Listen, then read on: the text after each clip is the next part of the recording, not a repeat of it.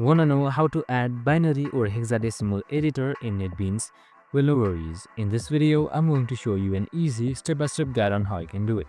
It's super simple and under a minute, so let's get straight to it. Now, first things first, simply open up your NetBeans application. And now once you've done that, here you should be on your main page right here. Now, since we want to add the editor of hexadecimal and binary, it's super simple. We need to just simply add in through the plugin. So what you need to do is up here you should be seeing a various navigation bar. So just simply hit towards tools right here on top. So once you've done that, here on bottom right above options you should be seeing plugins. So just simply select it and a new window should open up.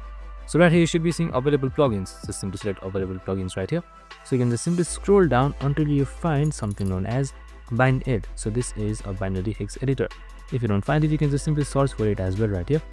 And once you have found it, just simply take it. Just simply take the editor that you want to install and then simply select install right here.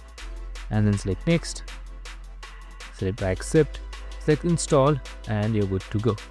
Now, here you can see downloading plugins has been started right here.